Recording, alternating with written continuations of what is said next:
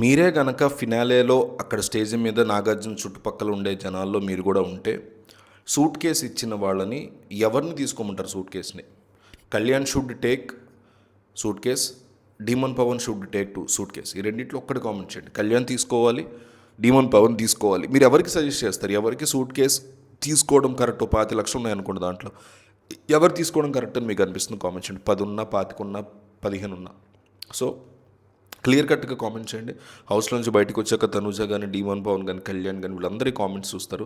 ప్రజలు తమ గురించి ఏమనుకున్నారో వాళ్ళు చూస్తారు, వాళ్ళకి తెలుసుకుంటారు. కాబట్టి మిస్ అవ్వకుండా కామెంట్ చేయండి. ఈరోజు ఒకసారి మనం హౌస్లో సిచ్యువేషన్ కనుక చూస్తే బయట సిచ్యువేషన్తో కంపేర్ చేసుకుంటే 5గురిలో 2 బయటకు వచ్చేసారు. ఇమాన్యుయల్ సూట్ కేస్ దాకానే వెళ్తాడు అనుకున్నారు చాలామంది. నేను కూడా నాకు ఉన్న వాళ్ళలో స్టార్టింగ్లో ఒక ఫస్ట్ హాఫ్ ఆఫ్ లాస్ట్కి వచ్చేసరికి నాకు ఎవరు ఫేవరెట్ లేరు. But first half of big బాస్లో మాత్రం ఇమాన్యుయల్ నాకు నచ్చేవాడు.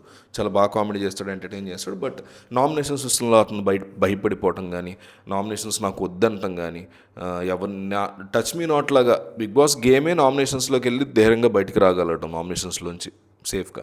అది కాకుండా దానికి అతను భయపడడం, ఇట్లా అనేక రకాల రీజన్స్. టాస్క్లో ఆడతాను, ఎంటర్టైన్మెంట్ ఉంది, బట్ తెగువ ధైర్యం లేదు అతనికి అనే ఒక నెగిటివిటీ వల్ల షాక్ అయిపోయారు అందరూ.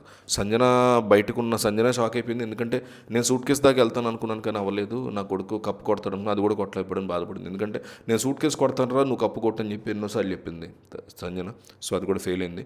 సో ఇమాన్యుయల్ బయటికి వెళ్ళిపోగానే డీమన్ పవన్ కానీ, తనూజ కానీ, కళ్యాణ్ కానీ చాలా షాక్ అయ్యారు.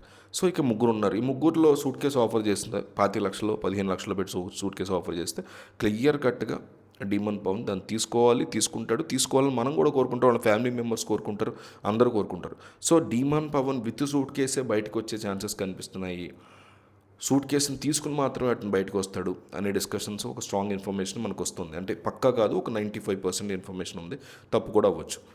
దాని తర్వాత కథ ఏంటి? ఈ 25,00,000 వచ్చేసి ఇంకా 25,00,000 ప్రైజ్ మనీ ఉంది, తనుజ కళ్యాణ్ మధ్య ట్రోఫీ ఉంది. సో గతంలో మీకు గుర్తుంటే శ్రీహాన్ కూడా లాస్ట్లో సెకండ్ పొజిషన్కి వచ్చిన తర్వాత 10,00,000 తీసేసుకుని సైలెంట్ అయిపోయాడు. వేరే వాళ్ళకి ట్రోఫీ ఇచ్చేసి, కార్ ఇచ్చేసి విన్నర్ చేశారు. అట్లాగా ఇక్కడ కళ్యాణ్ పడాలకు కూడా 25,00,000 ఇచ్చేలాగా స్కెచ్ చేస్తున్నారని తెలుస్తుంది. సో కళ్యాణ్ పడాలకు కూడా 25,00,000 ఇచ్చి కనుక పంపిస్తే కామనర్స్లో ఓకే 25,00,000 గెలుచుకున్నాడు కళ్యాణ్, 10,00,000 గెలుచుకున్నాడు డిమోన్, మనకు కూడా ఒక అవకాశం ఉంటుందనే ఫీలింగ్. అగ్నిపరీక్ష 2 రాబోతోంది. అగ్నిపరీక్ష 1లో 50,000 అప్లికేషన్స్ వచ్చాయి.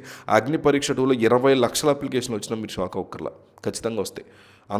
ఎక్కడో ఒక రాయేద్దాం అని ప్రతి ఒక్కరు కూడా అప్లై చేసుకుంటారు. సో అది కూడా ఒక సపరేట్ ప్రోగ్రామ్ లాగా చేసుకునే ఒక దమ్ముని, ఒక ధైర్యాన్ని చూపించేటువంటి కార్యక్రమం అవుతుంది బిగ్ బాస్. ఎవరికైనా కావాల్సింది ఏంటి? స్టార్ మా వాళ్ళకైనా, హాట్స్టార్ వాళ్ళకి టీఆర్పీ ద్వారా వచ్చే యాడ్ ద్వారా వచ్చే డబ్బులు. సో దానికోసం ఇంకో కార్యక్రమం బిల్డ్ చేసుకోగలరు. ఒక పక్క ఏంటంటే ఇప్పుడు కనుక వేరే కామనర్కి గెలిపిచ్చేస్తే కనుక ఆ పరిస్థితుల్లో ఎట్లాంటిది, సెలబ్రిటీస్ లోపలికి వెళ్ళాలంటే భయపడే సిచ్యువేషన్ వస్తుంది. అట్లా కాకుండా సెలబ్రిటీ అండ్ ఫీమేల్ ఎప్పుడు గెలలేదు కాబట్టి ఓటీటీ తప్ప ఈ అమ్మాయిని గెలిపించేసి, అంటే ఓట్ల ప్రకారమే అంటున్నాను నేను, గెలుపుని యాక్సెప్ట్ చేసేసి ఆ అమ్మాయికి కారు ఏదో ఇస్తారు, ట్రోఫీ ఇచ్చేస్తారు గెలిపించేసి. డీమన్ పవన్ 25,00,000 తీసుకుని వెళ్ళిపోయాడు. కానీ మిగిలిన 25,00,000 కళ్యాణ్కి వచ్చేలాగా వీళ్ళు కనుక స్కెచ్ చేస్తే, 2 కామనర్స్ లాస్ట్ దాకా ఉండి ఒకళ్ళు రన్నర్ అప్ అయి 25,00,000 తీసుకుని, ఒకళ్ళు థర్డ్ పొజిషన్లో 25,00,000 తీసుకుంటే జనాల్లో భయంకరంగా వెళ్తుంది. సేమ్ టైం మీకు సెలబ్రిటీస్ కూడా హౌస్లోకి రావడం విషయంలో తటపటాయించరు. ఎంతమంది కామనర్స్ ఉన్నా హౌస్లో సెలబ్రిటీస్ ఉంటే ఆ లెక్క వేరుంటుంది. తెలిసిన వాళ్ళు హౌస్లో ఉంటాం, వేరు ఎవరెవరో మైలు ఉంటారు, నాలంటారు, ముక్కు మొహం తెలియలో ఉండటం వల్ల ఉపయోగం ఉంది. సో ఇవన్నీ కూడా ప్లాన్డ్గా హౌస్లోకి పంపించడం కోసం స్కెచ్ చేస్తున్నారని తెలుస్తుంది. సో దీని మీద మీ ఒపీనియన్ ఏంటి? దీని గురించి మీరేం తెలుసుకునేది కామెంట్ చేయండి.